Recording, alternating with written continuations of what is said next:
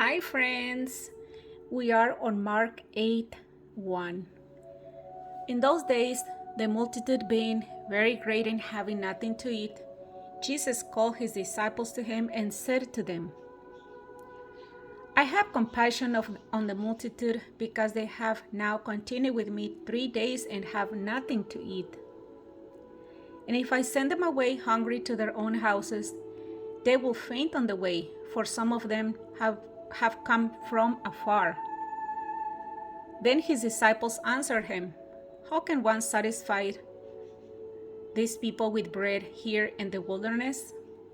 He asked them, How many loaves do you have? And they said, 7. So he commanded the multitude to sit down on the ground. And he took the 7 loaves and gave thanks, broke them and gave them to his disciples to set before them. And they set them before the multitude. 7. They also had a few small fish, and having blessed them, he said to set them also before them. 8. So they ate and were filled, and they took up 7 large baskets of leftover fragments.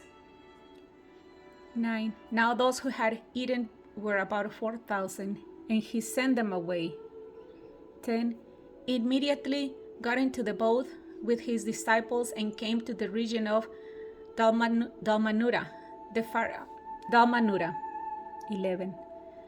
Then the Pharisees came out and began to dispute with him, seeking from him a sign from heaven, testing him. 12. But he sighed deeply in his spirit and said, Why does this generation seek a sign? Surely I said to you, no sign shall be given to this generation. Beware of the leaven on the Pharisees and Herod. 13. And he left them, and getting into the boat again, departed to the other side. 14.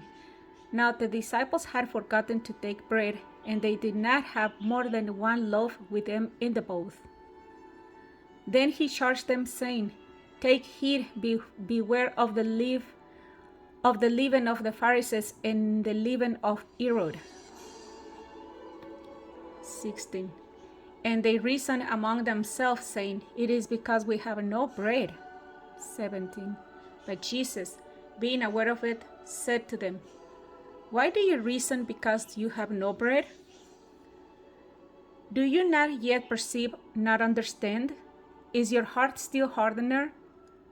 18. Having eyes, do you not see? And having ears, do you not hear? And do you not remember when I broke the 5 loaves for the 5,000, how many baskets full of fragments did you take up? They said to him, 12. Also, when I broke the 7 for the 4,000, how many large baskets full of fragments did you take up? And they said, 7. So he said to them, How is it you do not understand? Then he came to Bethsaida, and they brought a blind man to him and begged him to touch him. So he took the blind man by the hand and lead him out of the town. And when he had spit on his eyes and put his hands on him, he asked him if he saw anything. And he looked up and said, I see men like trees walking. 25. Then he put his hands on his eyes again and made him look up. And he was restored and saw everyone clearly. 26. Then he sent him away to his house, saying, Neither go into the town, nor tell anyone in the town. 27. Now Jesus and his disciples went out to the towns of Caesarea Philippi, and on the road he asked his disciples, saying to them, Who do men say that I am? So they answered, John the Baptist, but some say Elijah, and others, one of the prophets. He said to them, But who do you say that I am? Peter answered and said to him, You are the Christ. 30. Then he strictly warned them that they should tell no one about him. Jesus predicts his death and resurrection. And he began to teach them that the Son of Man must suffer many things and be rejected by the elders and chief priests and scribes, and be killed, and after 3 days rise again. 32. He spoke this word openly. Then Peter took him aside and began to rebuke him. 33. But when he had turned around and looked at his disciples, he rebuked Peter, saying, Get behind me, Satan, for you are not mindful of the things of God, but the things of men. Take up the cross and follow him. 34. When he had called the people to himself with his disciples also, he said to them, Whoever desires to come after me, let him deny himself and take up his cross and follow me. For whoever desires to save his life will lose it, but whoever loses his life for my sake and the gospel's will save it. 36. For what will it profit a man if he gains the whole world and loses his own soul? Or what will a man give in exchange for his soul?